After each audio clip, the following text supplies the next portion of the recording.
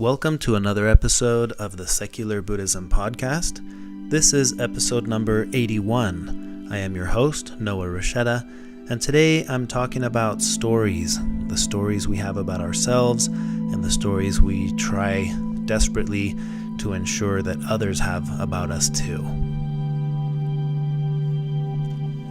As always, keep in mind the Dalai Lama's advice. Do not use what you learned from Buddhism to be a Buddhist. Use it to be a better whatever you already are. Before jumping into this podcast episode, I do want to address a couple of housekeeping items. The first one is regarding use of the term secular Buddhism. What is it? What separates it from other forms of Buddhism? And this kind of stems from a conversation that I saw taking place on the Facebook group, in the Secular Buddhism Facebook group, asking about secular Buddhism. Is secular Buddhism a form of self-help? And kind of the accusation that secular Buddhism as a bigger movement is not equivalent to what I'm doing in this podcast, and in some ways what I'm doing with the podcast has nothing to do with Buddhism. So I wanted to address this a little bit. I read specifically this comment that I don't teach Buddhism. So I want to share a couple of my concerns with Buddhism in general. I feel, as I've mentioned before, that whatever the original teachings were of the Buddha, they have evolved into the teachings about the teachings. That is to say that over time, what we tend to focus on more than anything is what is Buddhism? How should it be interpreted? What was taught? What did the Buddha say? To me, all of these things are, by large, just the teachings about the teachings. And the problematic part for me is that it was hundreds of years from the time that these teachings, however they were originally talked about or shared, before they were ever finally written down.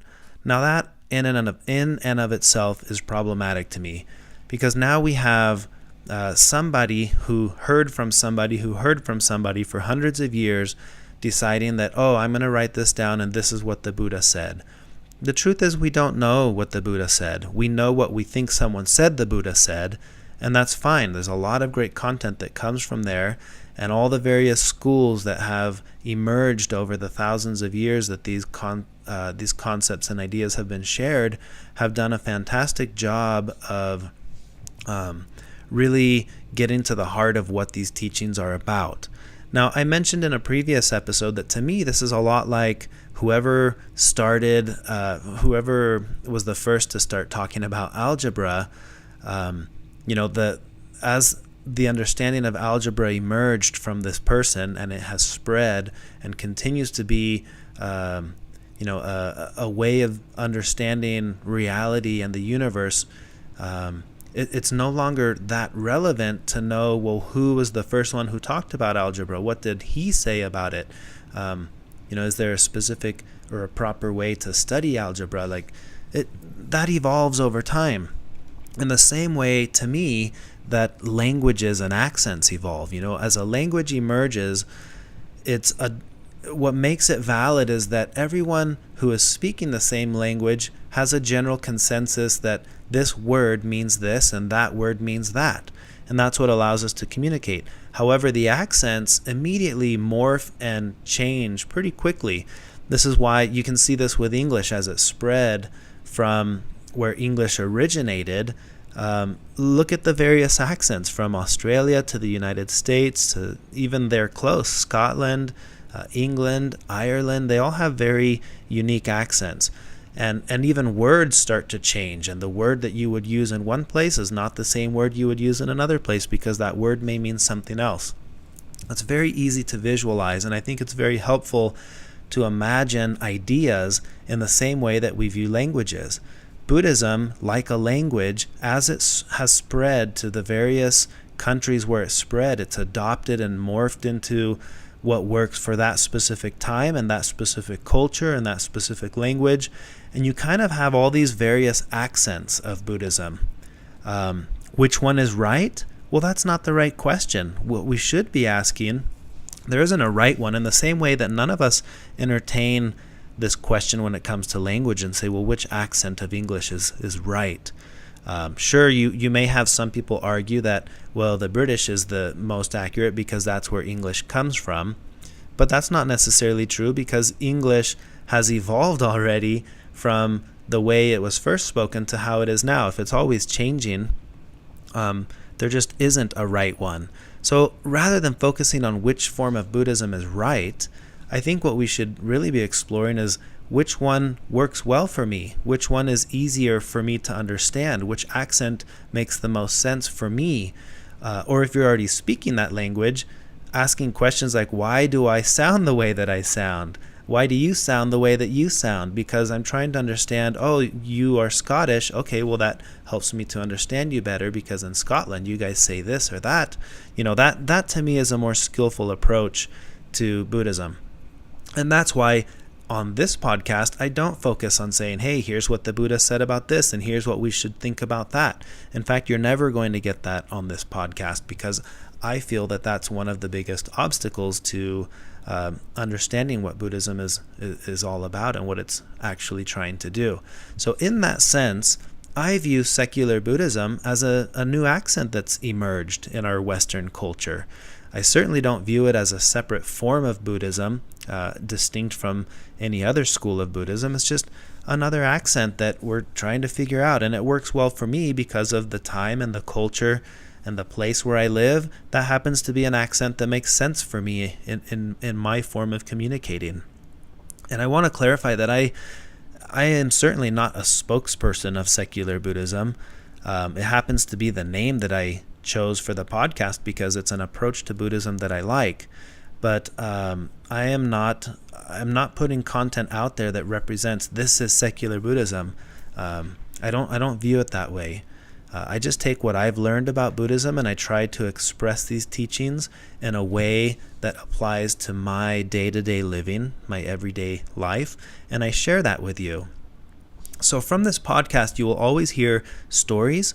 You'll hear about how Buddhist teachings or ideas have helped me in my day-to-day life and how I experience reality, and I share my views and my understanding. But these things evolve. Just a couple days ago, I had an email from someone mentioning how they disagree with a statement that I made in an earlier podcast. I think it was the Living Artfully, where I mentioned that birds don't have don't need a reason to sing. They just sing because, for no reason. And my view of that has evolved as this person mentioned in the email. That birds do sing for a reason. They're singing to find a mate, or I don't know. There may be reasons. Just because we don't know why they sing doesn't mean they don't have a reason. And I totally agree with that. And I feel like, Alan Watts' quote where it's like, I'm under no obligation to be the same person that I was 5 minutes ago. That mentality absolutely applies to the podcast and to earlier episodes. And I replied and I said, I absolutely agree. I think the more appropriate expression, if I were to re-record that now, I would probably say birds sing because that's what birds do. So my own views on a lot of these topics are constantly changing and morphing, as they should. That's the nature of reality, is constant change, and it should be that way for you too. And the other accusation was that this is just a form of self-help. And man, that really depends on how you define self-help. I think, for one, what's the point of any of this if we're not trying to reduce some of the self-inflicted suffering that we bring upon ourselves or that we cause for others? Is that self-help? I don't know. How do you define that? This is not a podcast about self-help in the sense of, hey, if you do this, your life will be better, and if you do that, it's not that. I view this as a constant invitation for you to get to know yourself better, to become a better whatever you already are. In this podcast, like I mentioned before, you will never be told this is how this is, or this is how that is, and this is how you should think about this, or this is what you should think about that. That is not my goal. It is never going to be my goal. In my opinion, that is not the Buddhist way.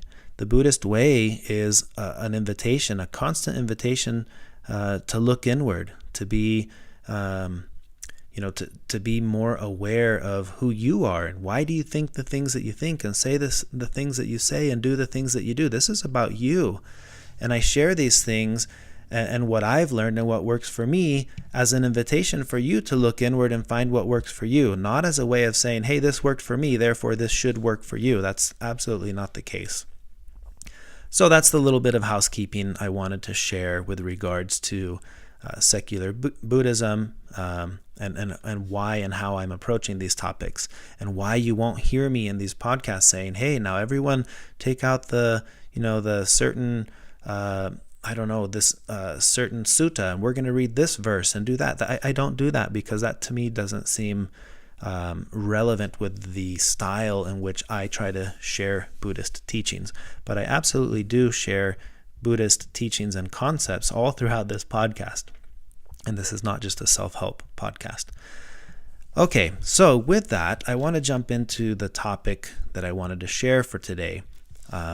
Tales. The tale of many tales. So many stories in our lives.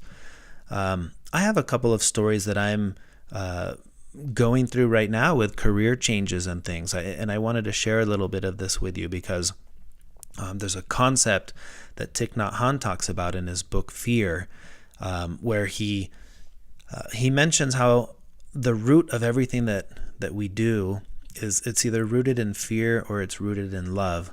And I thought about this recently with a career change that I've been making.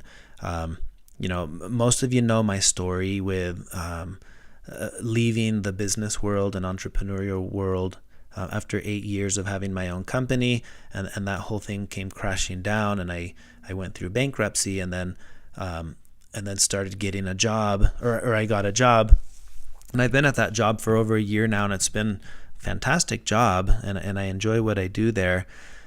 But I recently made the decision to leave that behind and to pursue another career opportunity doing something that I really enjoy and that I'm passionate about, which is paramotoring and paragliding. So last week, this is why I've been out of the loop for a while, I went and took like a week and a half training in Oregon to become a flight instructor. But in order for me to be able to go do that, I didn't have vacation time to leave work. So I was kind of forced to choose between my job and this opportunity to go become a flight instructor. And I spoke to my boss about it and told him I was going to resign and go pursue this other thing and hopefully arrange it so that I can keep working for them as a freelancer rather than as an employee. But anyway, the whole thought process as this is unfolding for me, I realized I had been reading this book, Fear, and I realized that, some of the decisions we make are based on fear. For example, the fear of losing a stable income or losing the benefits and insurance that I had at work. Those were valid and real things that I had to take into account with this decision. And then, so those were rooted in fear. But then there was this other part that the opportunity to be able to go teach, to become a flight instructor and eventually teach and have a career doing something I really enjoy. Those were decisions that were rooted in love, my love for having freedom of my own time, my love for spending time in the sky and flying. So I was weighing these things, trying to think about, well, is this decision rooted more in fear? The decision, in this case, the decision to stay is rooted in fear. The decision to go and pursue this new thing was rooted in love. And ultimately that helped me to feel more confident about the decision that I made, which was to go.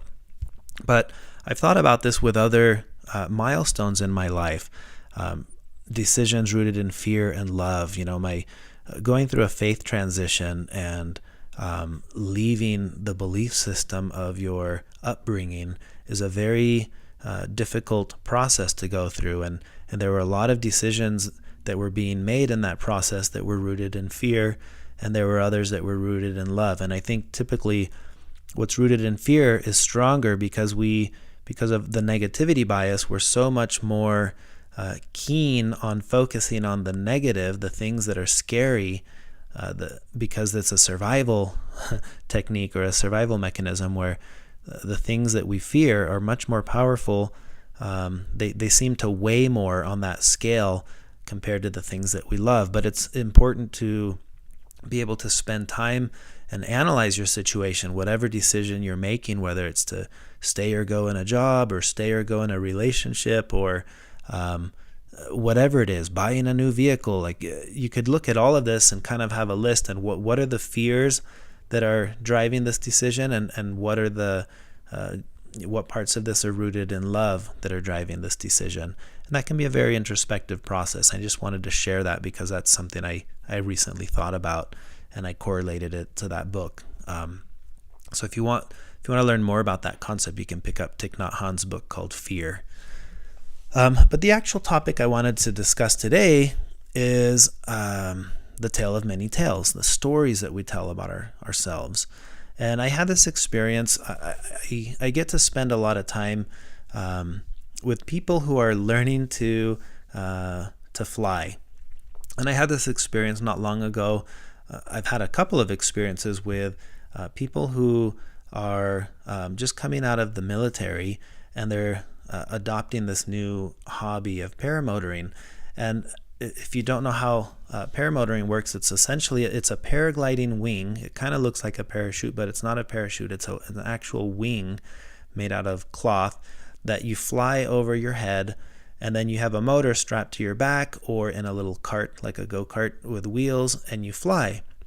Well, the process of learning to fly these things starts with learning to kite this thing in the wind, just like you would fly a kite, but it's connected to you, and you learn to control it by flying it when there's some wind, and you just fly it overhead. You never take off. You just stand there and you kite the wing over your head, and you learn how to fly it that way. Well, if the wind is strong, that's a pretty big wing you have over your head. It's going to lift you up and drag you around and do whatever it wants with you because it's a big wing. So I was watching this person who had a very clear story about himself that I could see, at least, which is the story of I am very tough. I can overcome anything. I can control life and everything that's happening to me because I am so strong and so tough, and I can do this. And that was translating into this process of learning to kite the wing and trying to muscle this thing over his head and will it to do what he wanted it to do. Well, unfortunately, the nature of these things is that as a wing with wind, no amount of strength is going to will the wing to do what it wants. You have to understand the aerodynamics of the wing and give it the right inputs to get the wing to do what you want it to do, using the actual elements that exist, which is there's a lot of wind, so I'm going to slightly pull on this string and it's going to slightly go this way. So rather than dragging me around, it's kiting over my head. Well, what I noticed was this very strong, tough person really struggling to kite the wing, and the wing was literally dragging him through the sand and pulling him around.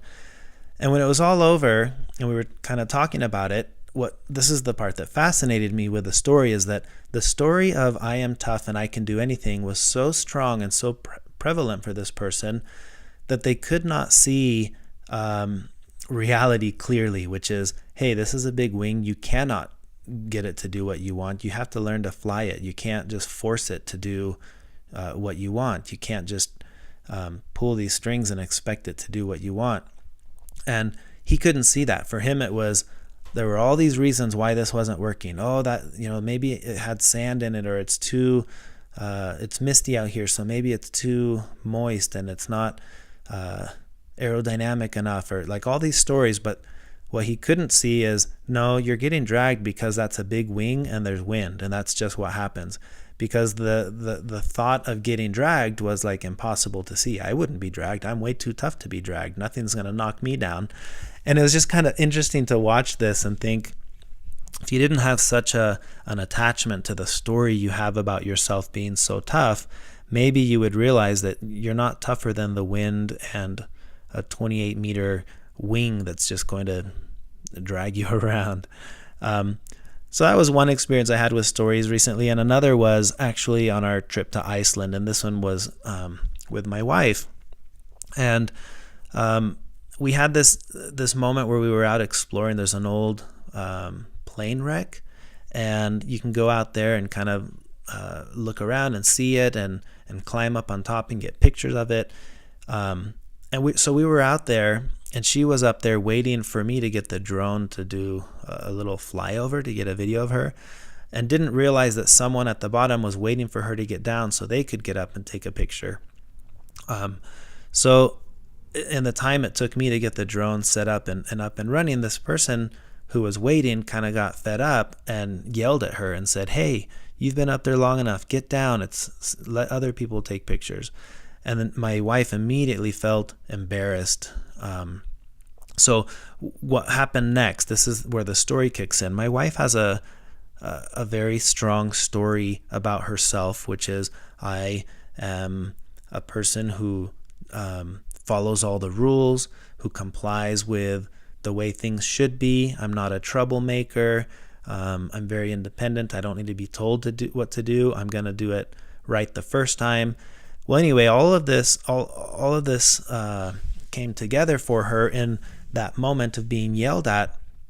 It made her feel extremely angry at this person for yelling at her, because, think if that's your story about yourself, why would you ever have to chastise me? I know the rules. I always follow the rules. I never break the rules. So her story was running up against an issue, which is, the story I have about myself right now in this moment is not the story you have about me. You're yelling at me as if I was a troublemaker, and that's not who I am. And this was causing a lot of internal conflict for her. She immediately got down. She was immediately angry and was trying to avoid this specific person. As we were touring other parts of that area, she's like, "No, there's that person. I do not want to be." And a little bit of time went by, and I said, "Why is that still bothering you so much?" She said, I'm really angry at him and I don't want to be around him." And this was kind of a neat opportunity to say, well, that's fine to feel really upset, but do you know why you're really upset? And she said, "No." And I said, "Well, what is the fear? What's the problem with being yelled at? Why is that a problem? He just yelled at you and then you got down and that fixed everything. But why would that continue to be a problem?" And she kind of sat with that and explored with it. And on our way back to the van, she said, "I think I figured it out. What's really going on is I'm embarrassed because I'm not the type of person that you would typically need to yell at to comply with a rule, because I don't bend any rules. I'm very black and white when it comes to things like that." And so anyway, there was this moment of exploration for her to understand herself. And I said, "Yeah, I think that's right. That sounds like exactly why you would be so upset about it." And that understanding she gained about herself was very insightful for her. So it reminded me, and I've mentioned this in the podcast before, of a time in my own life with my own stories, and some of the unnecessary suffering I was experiencing had to do with reality conflicting with the story that I have about myself. And one of the examples of this for me is when, as an entrepreneur, the thought of my company failing was extremely traumatic for me, because it was the story I have about myself is crumbling because the world is going to perceive me as something that I don't perceive myself as, which is, I am an entrepreneur and I'm successful, and now everyone's going to think I'm a failed entrepreneur because my company failed. And that was really painful until I realized, oh, okay, that's just a story. And the more attached I am to that story I have about myself, the more suffering I'm experiencing with the life circumstances that I'm in right now. So that's what I wanted to get at with this, is we all have stories about ourselves, and how wise and beneficial it can be to understand our stories. What is your story you have about yourself? And you can try to identify this with asking questions like, what is something I'm really proud of about myself, or something that I am really happy about how I am, a character trait or something. Explore that a little bit and see if you can find or identify what the story is that you tell about yourself. And then notice how much effort goes into protecting that story, or ensuring that story matches with the story others are creating about you. And just notice that. And the goal here isn't to eliminate our stories. This is something I wanted to discuss with regards to the concept of ego and the self. Like, I think one of the biggest ego trips that I see in this tradition in Buddhism is the ego trip of, now I have no ego. It's like, what an incredible ego trip that is, to think that you no longer have an ego. I think I like to visualize the ego as I would a shadow. It's like, there you are, and when the causes and conditions are right, the sun is up, it casts a shadow on you, and you see the shadow, and the shadow is there. It's very much a part of you, and everything you do, it does.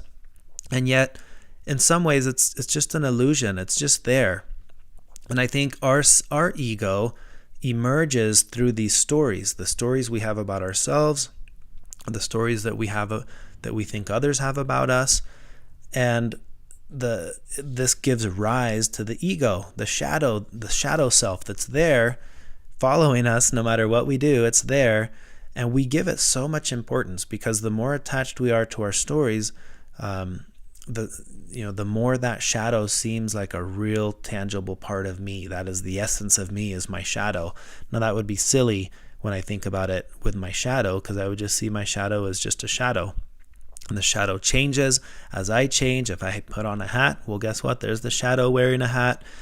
And I think the ego, the sense of self that we have, is a lot like that. It's just always there. So it's not about eliminating the shadow. It's about understanding that a shadow is a shadow. It's not me. It's like going through life thinking that your shadow is you.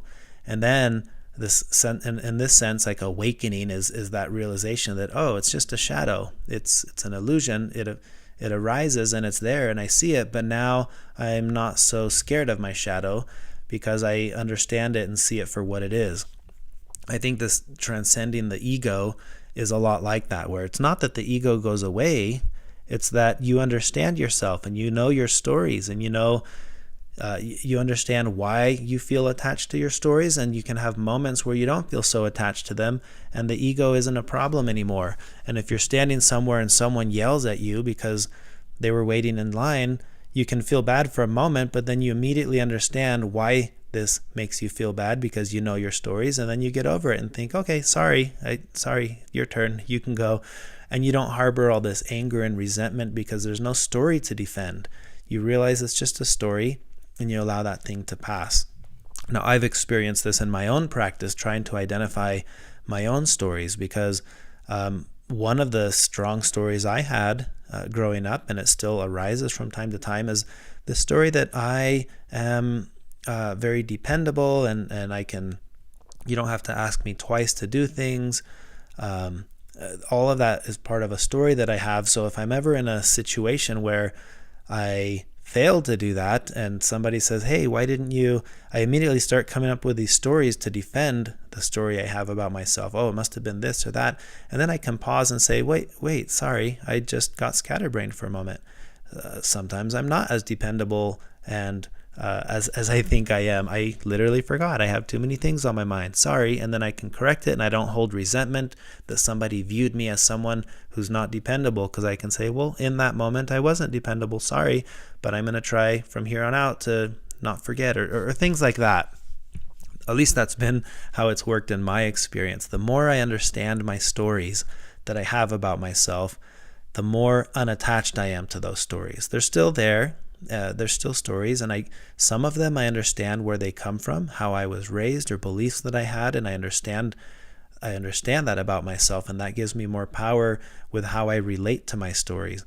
It doesn't eliminate the stories all the time. Some do. Some have changed. Some have gone away, and I've actually gained some new ones. So the stories are always there, but the relationship I have with the stories is what I believe has been the most drastic of all the changes. I don't get so caught up in my stories because I see them for what they are. They're stories, like shadows. They're just there, and I understand them better, so I have a better relationship with them. So that's the concept of these stories, the tale of many tales, the story about all the stories that you have about yourself, the stories that you have that others have of you. Now, you could spend a lot of time understanding yourself and your stories, and and that would be very beneficial. You could also look at what are the stories you try to make others have of you. And that one gets really muddy because the truth is you don't know what's the full story that others have of you. All you know is that they're not really accurate. I mean, they may be accurate to some degree, but you don't control the story that someone else has of you. I face this all the time in my own community because when you don't share the predominant views or worldviews or beliefs of a community, you can bet that stories are created about you. Oh, there must be this reason why. This is why he doesn't believe this, or this must be why he's doing that. I don't get to control those stories. I have no control over that. So the stories that other people have of me at times can be stressful. But what matters to me most is I feel like every day I'm getting better and better at understanding what are the stories I have about myself. And I become more skillful with them, which in turn allows me to be less reactive to things as they unfold, and which in turn allows me to experience more peace and more contentment. And at the end of the day, that's my journey. I'm trying to have more peace and contentment and joy in life just because I understand myself better and I understand the nature of reality a little bit better. And all of this comes from Buddhist teachings and Buddhist practices applied to how they work for me in this context of a secular form of it. So that's what I wanted to share. The tale of many tales. What is your tale? What are your stories? What are the stories you tell about yourself?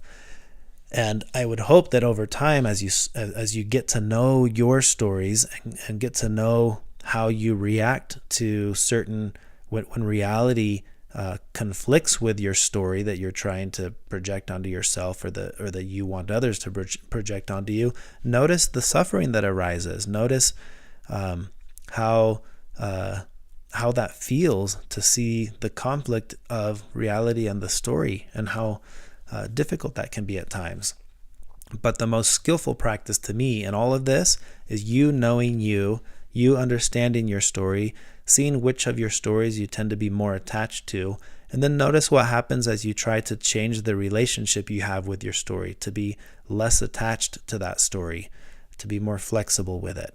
And hopefully you'll notice what I've noticed in my own life as I try to practice all this stuff, which is, again, more peace, more contentment, more joy.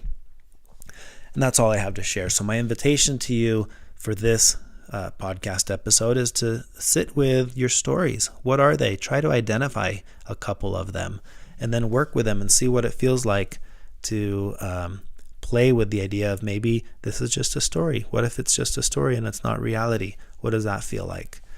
So that's the tale of many tales.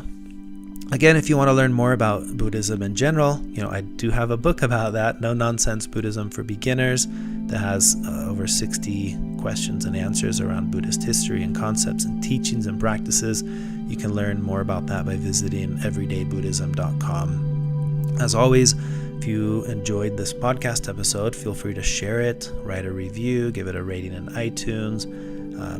You can join the online community, which is our Facebook group. It's called the Secular Buddhism Podcast Community. You can find that at secularbuddhism.com/community. And if you want to support the work that I'm doing with the podcast, you can visit secularbuddhism.com, click the donate button, and that is all I have for now. But as always, I look forward to recording another podcast episode soon. Thank you for listening, and until next time.